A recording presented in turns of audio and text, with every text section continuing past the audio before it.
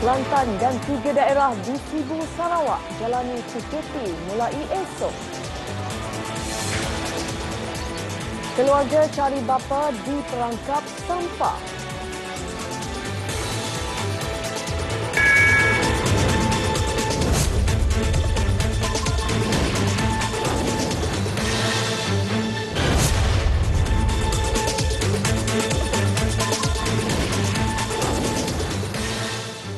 Assalamualaikum dan salam sejahtera. Saya Zaira Sri Zakaria. Akibat peningkatan mendadak kes COVID-19, terbaru Kelantan dan 3 daerah di Sibu, Sarawak diletakkan di bawah Perintah Kawalan Pergerakan PKP. Menteri Kanan Keselamatan Datuk Seri Ismail Sabri Yaakob berkata, PKP di Kelantan bermula dari esok hingga 26 Januari, manakala di ketiga-tiga daerah di Sibu itu adalah mulai esok hingga 29 Januari. Sehingga 14 Januari 2021, secara kumulatif, sebanyak 1,649 kes positif telah direkodkan di negeri Kelantan.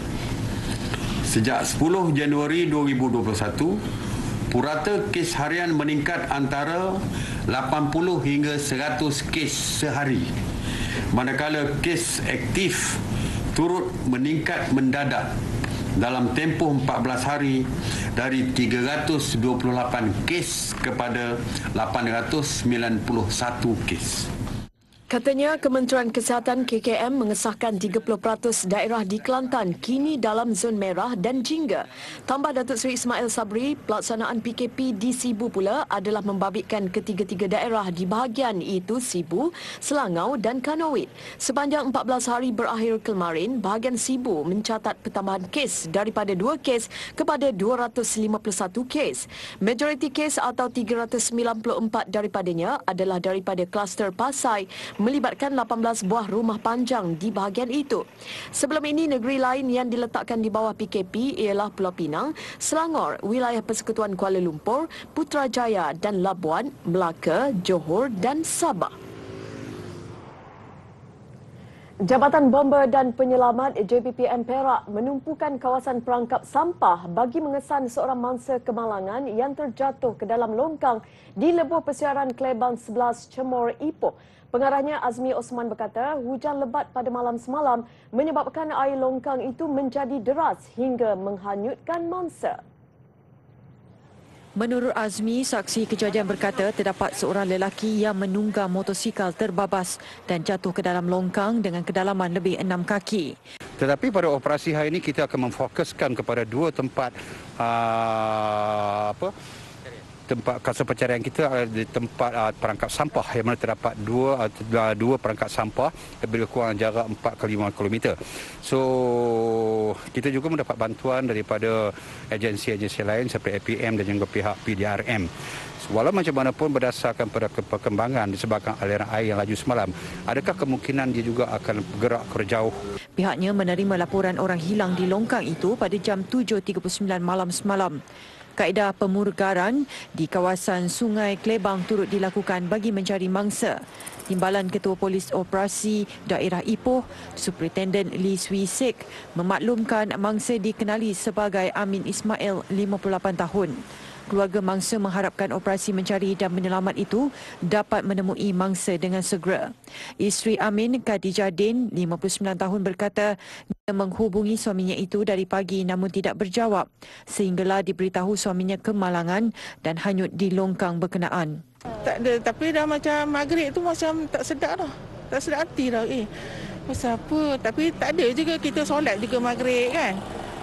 Solat maghrib lepas tu dah habis semua, dia mandi air panas, dah masak air tuang dalam tu buat cucur, tunggu juga kan sampai Isya.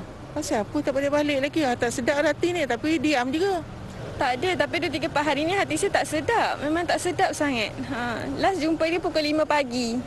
Dia nak pergi kerja pukul 6 macam tu. Dia hi je lah. Saya hi balik. Tu je lah. Tu last jumpa lah. Mana last tengok. Lepas tu dapat berita macam ni, macam terkejut kan.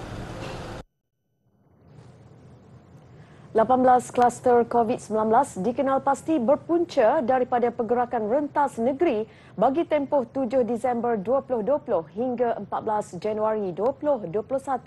Kementerian Kesihatan KKM dalam satu hantaran di laman Facebook rasminya berkata 7 kluster dikesan di Kelantan, manakala masing-masing 3 kluster dilaporkan di Pahang, Sarawak dan Perak serta 2 di Terengganu. 7 kluster dikenal pasti di Kelantan ialah Seragam Cepa, Alur Durian dan Wakaf Lanas. Turut dikesan kluster Kampung Geting, Kampung Renok, Kampung Badak dan Taman Kesedar. Di Pahang, 3 kluster yang direkodkan ialah Inten, Semambu dan Tembok Bempaga. Sarawak juga 3 kluster dilaporkan iaitu kluster Bah Sayap, Pasai dan Jelita. Manakala di Perak, kluster Ehsan Ibol, Lumuk Barat dan Intan Mas. 2 kluster dicatatkan di Terengganu pula ialah Mengkuang dan Palut. Jumlah keseluruhan kes positif COVID-19 membabitkan keseluruhan kluster tersebut adalah 1,378 individu. 3,211 kes baharu COVID-19 dilaporkan hari ini dengan Selangor, Johor dan Sabah merekodkan kes harian tertinggi. 2,045 kes membabitkan rakyat tempatan, manakala 1,161 kes membabitkan bukan warga negara. Ketua Pengarah Kesihatan Tan Sri Dr. Nur Hisham Abdullah dalam kenyataannya berkata, sebanyak 12 kluster baharu turut dikesan. 7 kluster adalah berkaitan tempat kerja. Sementara baki 5 kluster berlaku di sebuah masjid di Kota Tinggi, Johor. Satu lagi berpunca daripada sebuah majlis kerajaan tertutup yang seterusnya merebak kepada pekerja di Kunak, Sabah. Kluster Pondok Hidayah melibatkan daerah Macang, Kelantan, kluster Kota Road dikesan di Perak serta kluster Tembok Kemus hasil saringan tahanan di penjara di Alur Gajah, Melaka. Sebanyak 8 kes kematian turut dicatatkan membabitkan 7 rakyat tempatan dan seorang bukan warga negara berusia dalam lingkungan 50 hingga 79 tahun.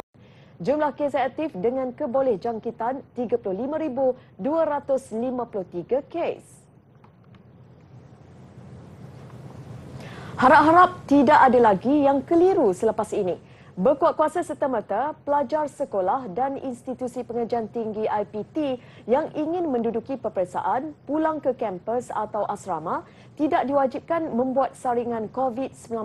Yang perlu menjalani saringan hanya mereka yang bergejala sahaja. Pelajar yang ingin memasuki peperiksaan ataupun balik ke asrama ataupun memasuki kampus tidak diperlukan, tidak diwajibkan, tidak ditetapkan untuk membuat swab test kecuali mereka yang bergejala sahaja. Menurut Datuk Seri Ismail Sabri, pihaknya menerima aduan sesetengah IPT dan sekolah mengenakan syarat kepada pelajar supaya membuat saringan COVID-19 dengan kos perlu ditanggung sendiri sekiranya ingin menduduki peperiksaan ataupun pulang ke kampus dan asrama. Menteri di Jabatan Perdana Menteri Tugas-Tugas Khas Datuk Seri Muhammad Rizwan Mak Yusof hari ini disahkan negatif COVID-19. Menurut kenyataan dari pejabat menteri berkenaan, Datuk Seri Muhammad Rizwan menerima keputusan ujian saringan kali kedua beliau pagi tadi. Kementerian Kesihatan dilaporkan menjalankan ujian saringan pengesanan COVID-19 bagi sampel kedua ke atas beliau semalam. Kenyataan itu turut memaklumkan kedua-dua ujian pengesanan COVID-19 beliau sepanjang tempoh kuarantin Kendiri telah disahkan negatif. Serentak itu, tempoh perintah pengawasan dan pemerhatian di rumah HSO beliau juga tamat hari ini.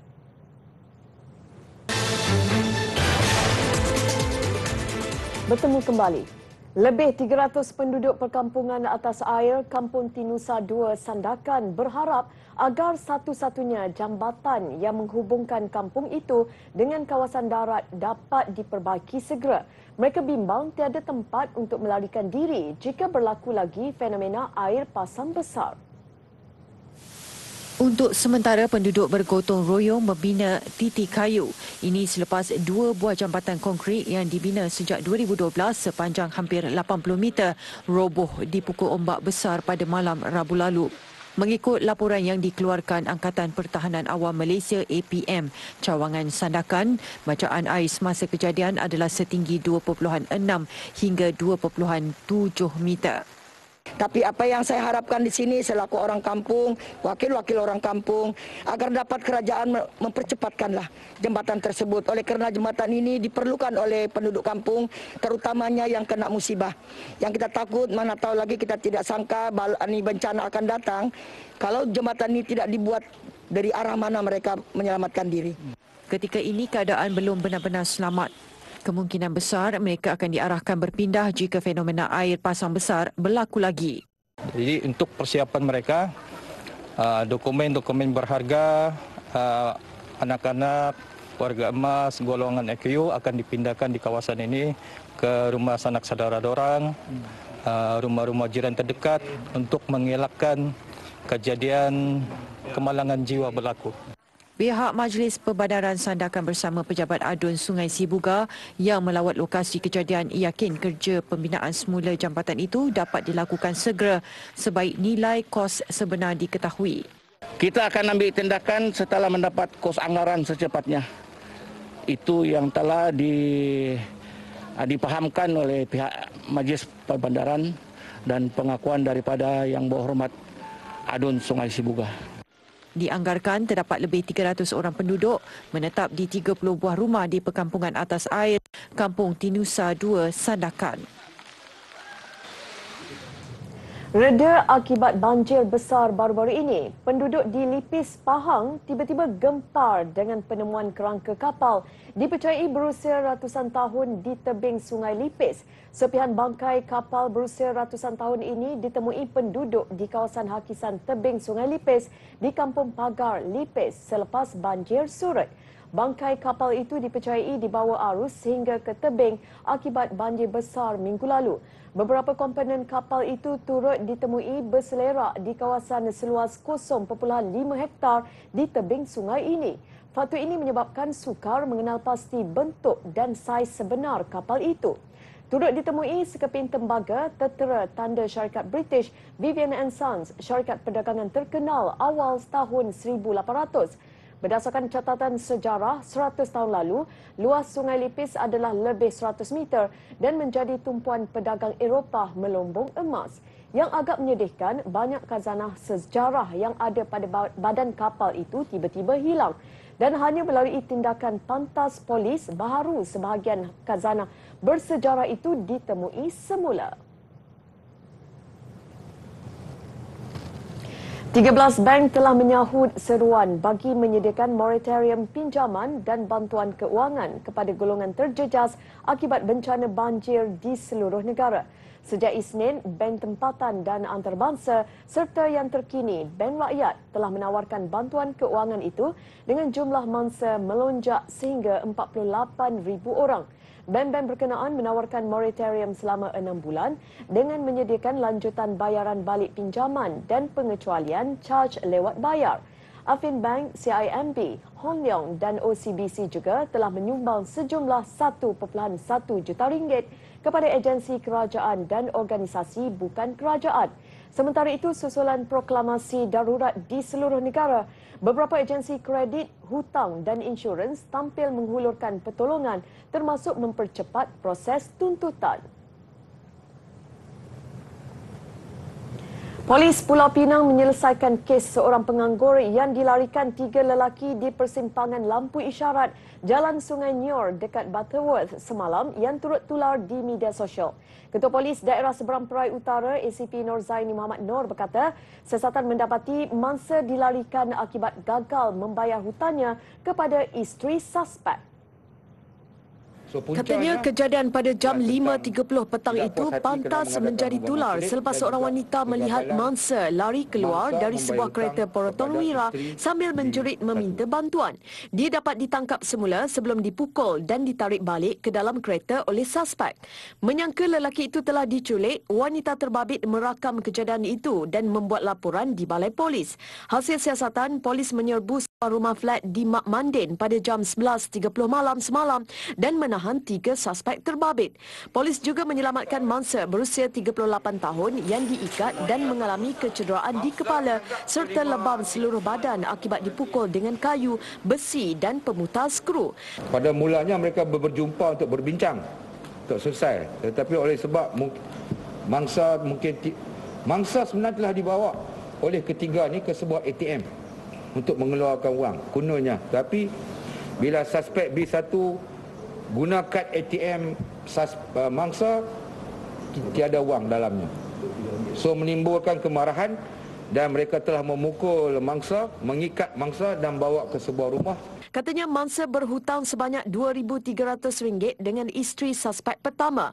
Pada masa sama, suspek turut mengesyaki isterinya mempunyai hubungan sulit dengan mangsa. 3 suspek berusia 24 hingga 40 tahun didapati positif dadah selepas ujian air kencing. Mereka direman 3 hari bermula hari ini. Kes disiasat mengikut Seksyen 376 Kanun Keseksaan yang membawa hukuman maksimum 20 tahun serta sebatan jika sabit kesalahan. Seorang peguam dihadapkan ke Mahkamah Session Georgetown atas pertuduhan melakukan pecah amanah lebih 1.3 juta ringgit. Tertuduh Zainal Fikri Ahmad, 57 tahun, mengaku tidak bersalah. Pertuduhan dibacakan di hadapan Hakim Nursal H. Hamzah. Mengikut pertuduhan, tertuduh sebagai seorang ejen kepada firma Tuan Zainal N. Badrul, iaitu peguam yang diamanahkan wang untuk pembelian tanah milik syarikat JKP Sdn Bhd telah melakukan pecah amanah terhadap wang tersebut. Kejadian berlaku antara 8 Januari dan 22 November 2013. Pertuduhan dibuat mengikut Seksyen 409 Kanun Keseksaan yang membawa hukuman penjara maksimum 20 tahun dan sebatan serta denda jika sabit kesalahan. Mahkamah membenarkan tertuduh diikat jamin RM20,000. 3 Mac sebutan semula kes. 9 suspek ditahan anggota Batalion 7 Pasukan Gerakan Am PGA kerana mengedar daun serta air ketum dan ubat batuk. Pegawai Pemerintah PGA 7, Superintendent Azhari Nusi berkata, mereka ditahan dalam serbuan di sebuah rumah di Kampung Batu 9, Batam Merbau, Tanah Merah pagi tadi. Daripada serbuan itu, PGA 7 merampas 1,464 kilogram daun ketum, 100 botol ubat batuk dan 5 botol air ketum dipercayai untuk di Kelantan dan Terengganu. Nilai keseluruhan rampasan dianggarkan hampir RM50,000. Menurut Azhari, pihaknya turut menyita wang tunai RM4,498 yang ditemui daripada ke-9 suspek dipercayai hasil jualan barangan terlarang itu. Suspek ditahan berusia 28 hingga 41 tahun. Kes diserahkan kepada Bahagian Siasatan Jenayah dan Narkotik Ibu Pejabat Polis Daerah IPD Tanah Merah untuk tindakan lanjut. Kumpulan itu dipercayai aktif sejak setahun lalu.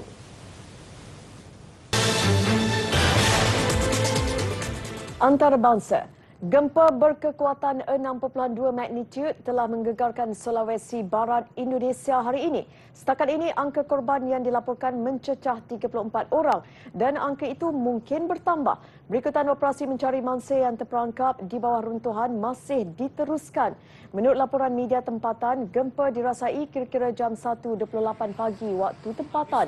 Data yang dikeluarkan oleh Badan Meteorologi, Klimatologi dan Geofisika BMKG menyatakan pusat gempa berada di 6 km timur laut Majini pada kedalaman 10 km.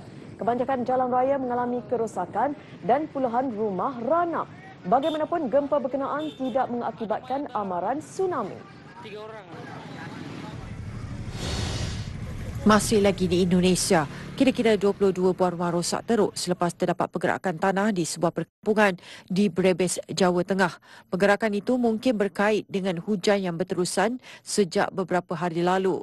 Menurut penduduk, pergerakan tanah mula dirasai sejak 2 hari lepas dan penduduk yang terjejas diarah untuk keluar dari pentempatan mereka bagi mengelak kejadian tidak diingini berlaku seperti runtuhan tembok. Daripada 22 buah rumah yang terjejas, 10 buah rumah terpaksa diroboh sepenuhnya. Ekoran struktur yang tinggal akan membahayakan penduduk.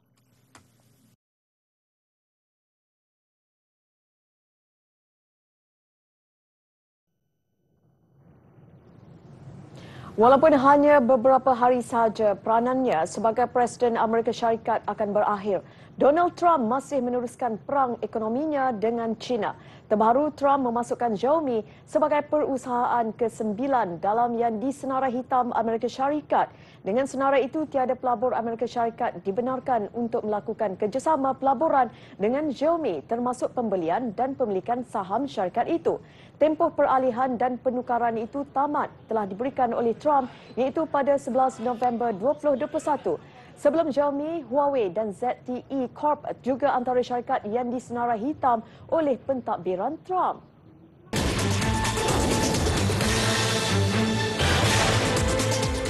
Sukan. Kejohanan badminton terbuka Thailand daripada 4 wakil negara dengan 2 pertemuan sesama sendiri pada pusingan suku akhir hari ini. Hanya tinggal bergu profesional negara Goh Wee Cham dan Tan Wee Kiong sahaja yang berjaya meneruskan cabaran ke aksi separuh akhir. Pertemuan sesama sendiri pemain negara menyaksikan pemenang pingat perak Olimpik Rio 2018 gandingan Goh Wee Cham dan Tan Wee Kiong menepati ramalan mara ke kelompok 4 terbaik. Meskipun cuba memberi tentangan, Goh Shi Wei dan Nur Izzuddin yang berada di ranking ke-28 dunia jelas tewas dari segi pengalaman. Wee Cham Wee Kiong menang 21-16, 21-19 dan akan berdepan pasangan Indonesia Leroy Fernando, Daniel Martin pada separuh akhir.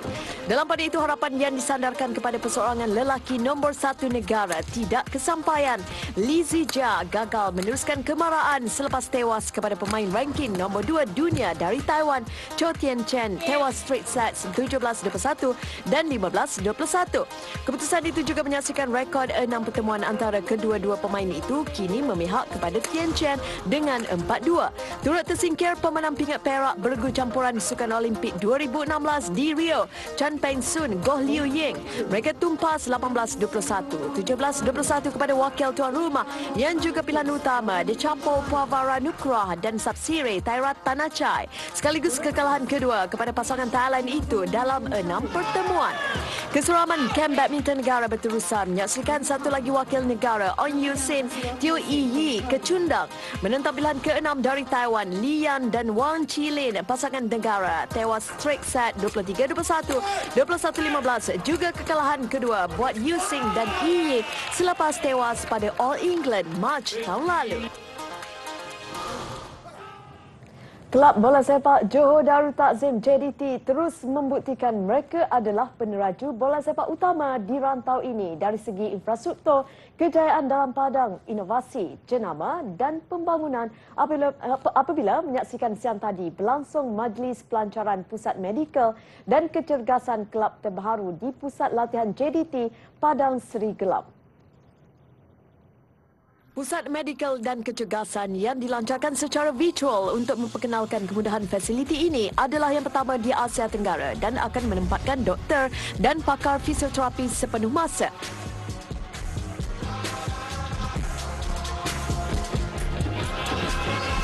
Dan terbaru, Pusat Medikal dan Kecergasan ini bakal dilengkapi dengan jus bar untuk minuman dan makanan sihat, 2 mesin baru, infrared sauna, functional trainers, Smith machines dan peralatan medikal seperti mesin echocardiogram.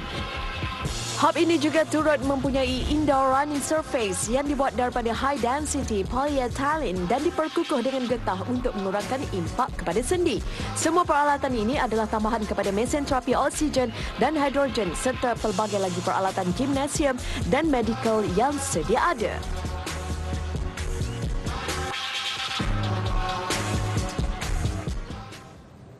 Sekian berita TV9 malam ini. Saksikan pelbagai spesies haiwan yang ditempatkan di Genua Aquarium, akuarium terbesar di Eropah. Hampir setahun tarikan itu ditutup dari pengunjung akibat pandemik. Saya Zaira Sri Zakaria. Assalamualaikum.